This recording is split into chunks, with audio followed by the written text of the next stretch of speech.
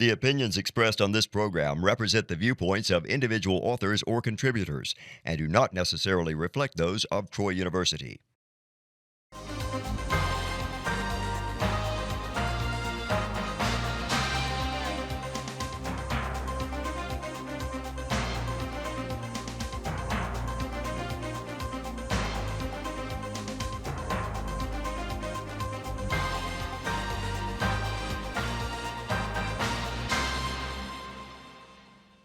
Welcome to International Insights. I am Doug Davis, and with me is Michael Slobodchikoff. On this episode, we will be speaking with Major General Odd-Harald Hagen. General Hagen started his military career in the Norwegian Army in 1985. Through his service, he has held a variety of combat and construction engineer command and staff positions, chief operations at the divisional level, and staff positions in the Army staff and the Norwegian Defense Estates Agency. He served as the chairman of the NATO Army Armaments Group and was promoted to Major General in November of 2016 when he assumed the position as head of the Department for Defense Policy and Long-Term Planning in the Royal Norwegian Ministry of Defense. In August 2021, Major General Hagen assumed the position as Defense Attaché to the United States and Canada at the Norwegian Embassy in Washington, D.C., and this is the position he holds today. General Hagen, welcome to the show from Washington. Well, Michael and Doug, thank you so much for having me. It's an honor and a pleasure to be here. It is truly an honor for us, General Hagen. I wanted to ask you very briefly, before becoming Defense Attaché, you served the Royal Norwegian Ministry of Defense as the head of the Department of Defense Policy and Long-Term Planning. What was your role in supporting the political leadership, and what were your long-term planning goals in that position? Thank you for the question, Michael. In short, my role was to provide recommendations on the development of the Norwegian armed forces to meet changes in the trends that impact the nation's need for having an adequate military instrument of power. I'm not sure whether I could say that I had any specific personal long-term goals because, it goes with the position. But what I was trying to achieve was to ensure to the extent possible that my political leadership had the best possible information and assessments at their hand for the decisions they had to make on the development of the Norwegian armed forces. And in order to find that body of information and assessment, I was trying to find, the intersection between the government's political guidance based on their contract with the Norwegian population that actually put them in power. Also the military advice from the government's primary military advisor, that in Norway is the Chief of Defense. And of course the financial room for maneuver that the government establishes for national security matters against external threats. This entails the tracking and assessing of trends in the security situation, the technological opportunities that the technological development provides, and of course the economic development, as well as climate change, demographical changes, etc. While also recognizing that as member of NATO, NATO has specific requirements to its member nations. And of course, as the defense enterprise is not a perfect market with really long lead times, we also need to take into consideration the capabilities that we do have at hand when they have been acquired and how relevant they are for the future threats that we are preparing to counter. So. And of course, in this environment, the domestic political situation also is extremely important to bear in mind. When you have a majority government, it's way easier for them to achieve their political goals than if there is a minority government where the achievements are more the result of extensive negotiations between the various political parties. So I guess I could say that when the defense minister can provide the most optimal advice to the government on the future development of the armed forces within what is possible to achieve, and with the risk that the government is willing to accept. I would consider that as a successful delivery to my political leadership. Excellent. General Hagen, you have extensive service to NATO, and you chaired the NATO Army Armaments Group. What are the major challenges confronting NATO today? Well, if you read the NATO strategic concept from 2022, NATO's core tasks remain deterrence and defense, crisis prevention, and management and cooperative security.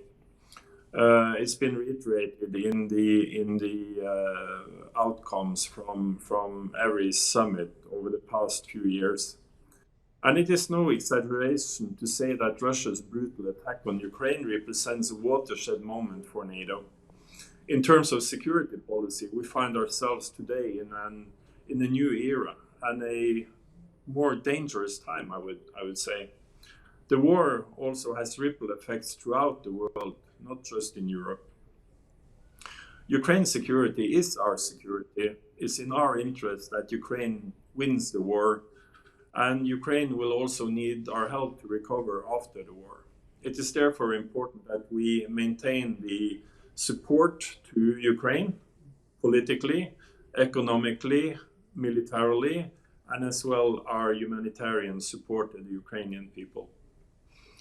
The Russian Federation is the most significant and direct threat to Allies' security and to peace and stability in the Euro-Atlantic area.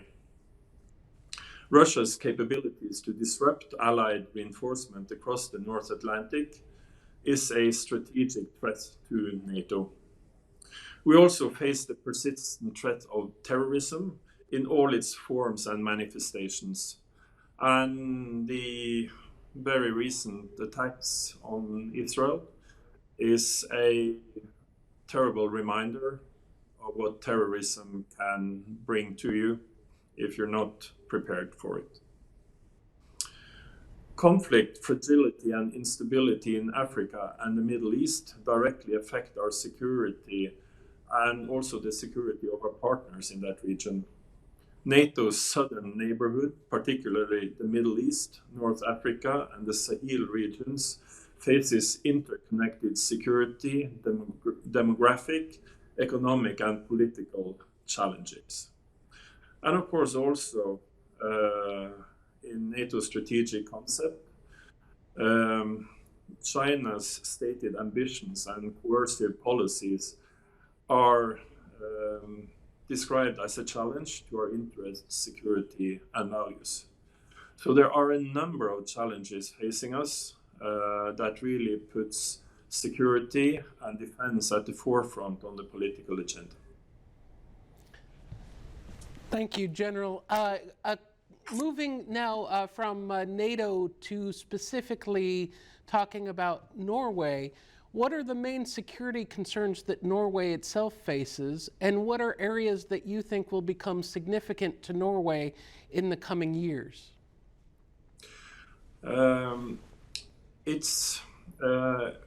are now in the run-up to a new government white paper that will be presented to Parliament in 2024.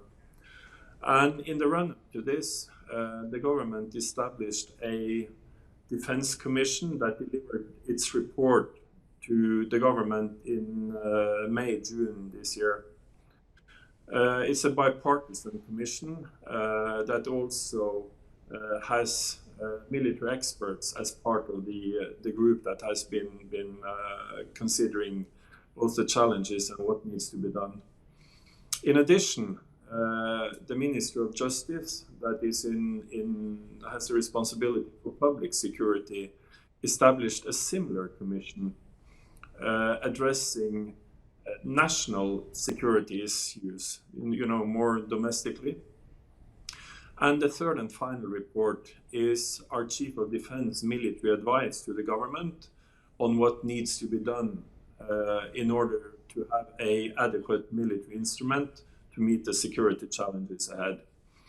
Interestingly, and it shouldn't be a surprise, but all these three reports focuses on the same challenges, which is of course of great help that we see the world in the same way from different commissions and in different working groups. When it comes to the challenges that we face, I have a number of them. So I'll touch upon a few. One being the great power competition and the global distribution of power.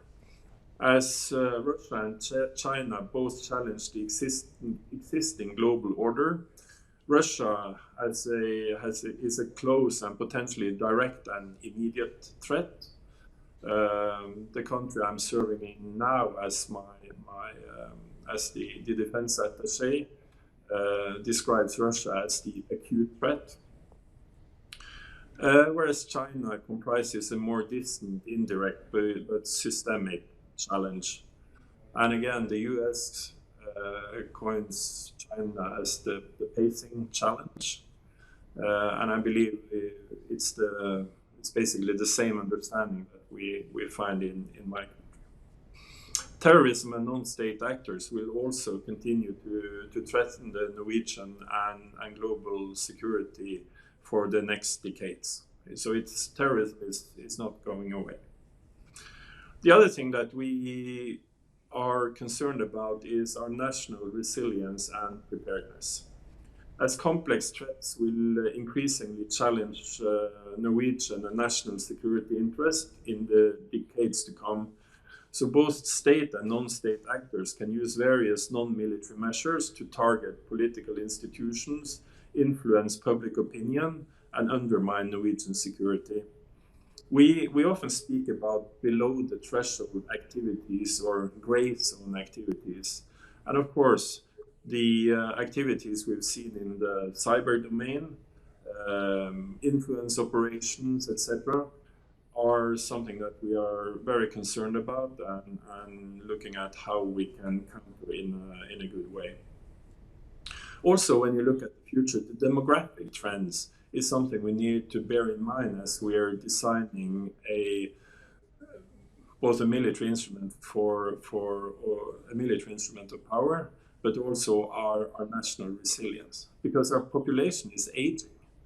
So, military activity is at least on the ocean, in the air, and in the woods, an activity for young men and women.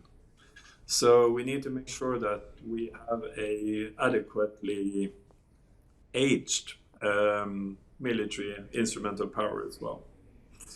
And of course, climate change is one of the things that are at the very forefront. And as academics, you've studied the impacts of climate change extensively. So, when the ice cap in the north is melting, it has an impact on everything from migration of fish stocks to new communication lines to potential challenges in the hunt for rare earth materials on the seabed. So there are a number of challenges that need to be addressed. Also, economic power often translates into military power, and economics and security policy are interlinked. The relative economic and the rapid rise of China is the key factor that will shape global security in the coming decades. And the positive economic effects of globalization and free trade seem to be in regression, and the contours of a world divided in two separate economic, technological, and cooperative spheres is becoming clearer. Our assessment is that this will reduce Western countries' economic room for maneuver and put a strain on public spending. And of course, energy security is a big part of this, and it's once again becoming a key economic and security policy factor, as demonstrated by Russia cutting off its oil and gas supplies to Europe, and Norway being now the main provider of gas to the European continent. Technological development is also, of course, something we are monitoring closely, and it's here to stay. And Moore's law, processor speed doubling at least every 18 months, has been around for a while. So this is something we're monitoring closely, as the technological development provides both opportunities but also challenges that need to be addressed. Especially the initiatives taken in various arenas on how to deal with artificial intelligence is something we are also watching closely. And then another significant security concern is how military power is perceived right now. Because military power used to be, the big stick that you kept behind your back in case it was required. Mm-hmm. What we see now is that military power is something that's being used extensively. Ukraine has been mentioned. We also see the worrying development in the Balkans, Syria, where it has been used extensively for political gains, and there are numerous other examples. And that the threshold of using military power is lower now than it used to be, is something that is of concern to a small to medium nation as Norway. Hence our dedication to the rules-based international order, where also small states can be heard and not be subject to atrocities and aggression like we see is happening in Ukraine. And finally, one of the challenges we see in Norway, as our sea territories are about 7 times as big as our land territories, is the increased importance of the maritime domain. And of course, that will have an impact on how we organize our armed forces for the future. Excellent, excellent. So I think I'll stop there. It was a rather lengthy answer, but it was your question. I appreciate it. Thank you. It was a very good answer. I have a follow-up question. In looking back at the relationship between Norway and NATO, what does it mean for Norway to be a NATO member, and how will Norway's regional position change as Sweden and Finland enter into NATO? Well, as you are well aware, Norway is one of the founding members of NATO, and we've been a member since 1949. Ever since then, our NATO membership has been the cornerstone of Norwegian defense and security policy. The collective defense is one element of our defense concept, so to speak, or the idea of how to defend Norway. The other key element is our bilateral agreements with a number of states. The most important, of course, being our bilateral relationship and agreements with the United States of America. The third element in our defense concept is our national capabilities. And of course, these 3 elements is supported by a whole-of-nation approach. We call it the total defense concept, which basically is based on us. There is only 5.4 million Norwegians in Norway. So if we are attacked, we need a whole-of-nation to defend our country. In this construct, the security guarantee through NATO is the spinal cord. And we are, of course, continuing to strengthen the Norwegian defense in light of the deteriorating security situation in Europe.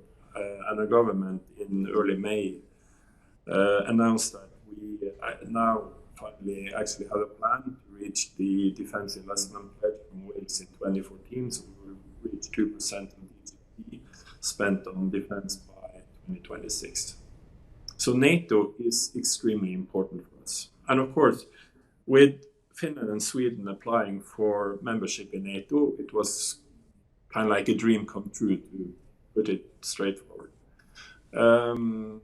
Mr. Putin's actions in Ukraine has been the driver for this.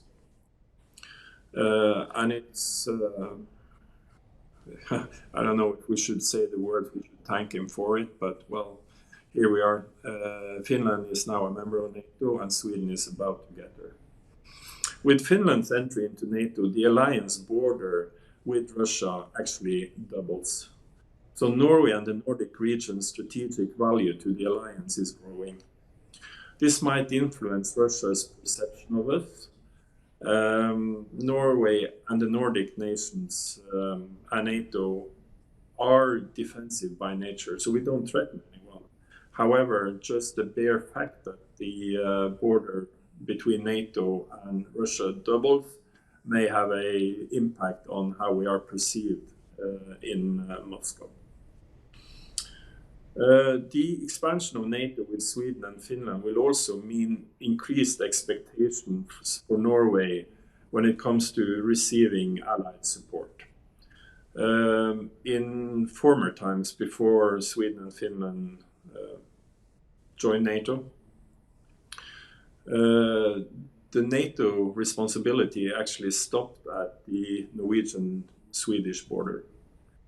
Now with Sweden and Finland joining, Norway will not be the end station of reinforcement, but will be a nation for transition of military capabilities eastward. It will also cater for a increased depth in defense in Scandinavia. And of course,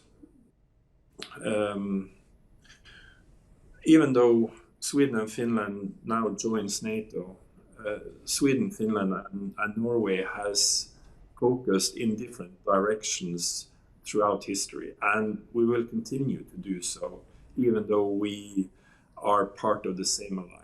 Norway has always looked westwards towards the ocean, and of course with the Kola Peninsula as our very close neighboring peninsula to the east of our northernmost part. Finland has always looked eastwards, and they will continue to do that. And of course, for Sweden, the Baltic Sea will continue to be a main area of focus. So some things will not change, other things will change. But by having Sweden and Finland as members in the greatest alliance ever, it will cater for more integral defense planning, for a different way of thinking about how the different resources can be used to mutually support our joint defense of NATO territory. So we are very much now looking forward to Mr. Erdogan and Mr. Orban doing the right thing, as they have promised, to ensure that Sweden can join NATO with as little friction as possible, so we can move forward. And one of the things we're trying, or we're aiming for now in the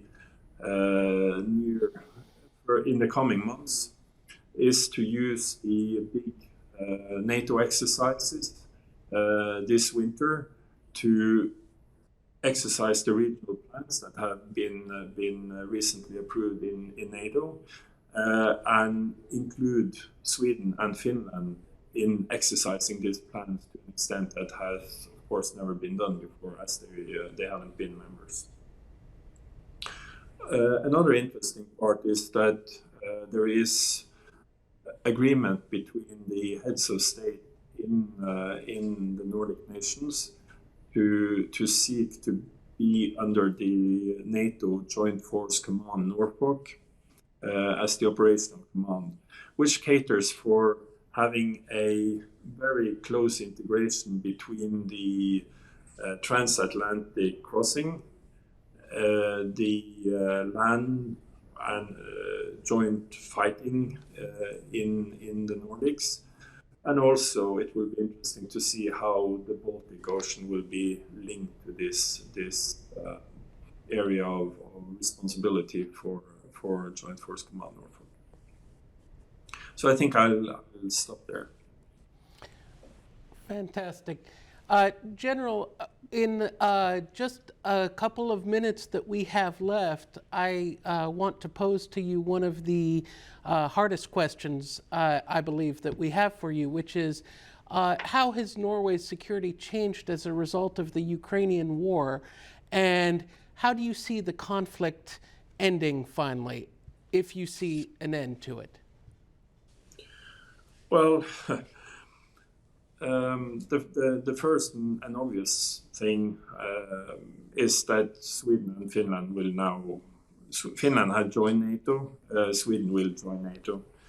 That changes the Nordic security map and provides NATO with even more security than it had before, as we are including two very capable nations into NATO. And then Russia has shown her true face. There has been suspicions, and Norway have never stopped looking eastwards, trying to figure out what the Russians were up to. But now they have really shown the true face.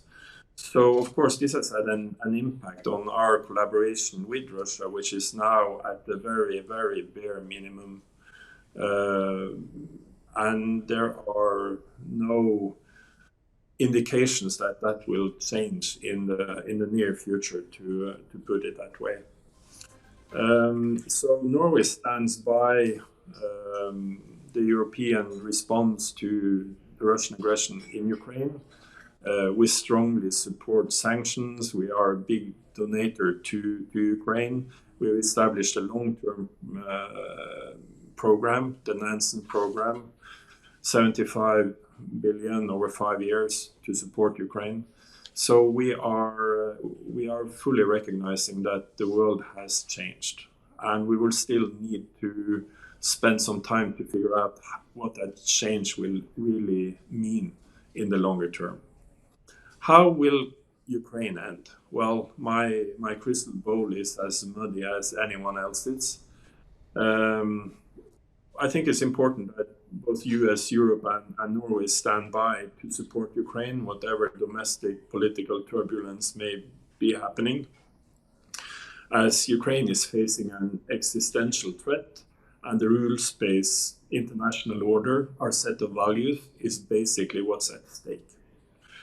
We fully recognize that Ukraine need to be able to approach any negotiations from a position that is as strong as possible, and we need to make sure that they get to that position before anyone arrives at the idea that now is the time for negotiations.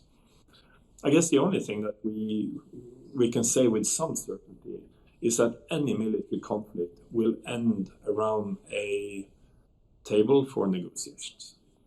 And then we will see when and where.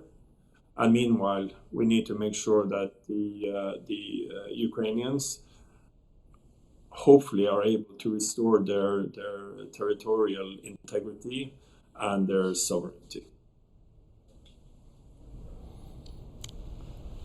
General Hagen, thank you so much. It's been a great pleasure to spend this time with you. And we look forward to bringing you back onto the program in the future. Thank you so much, General. It's been truly an honor to speak to you today.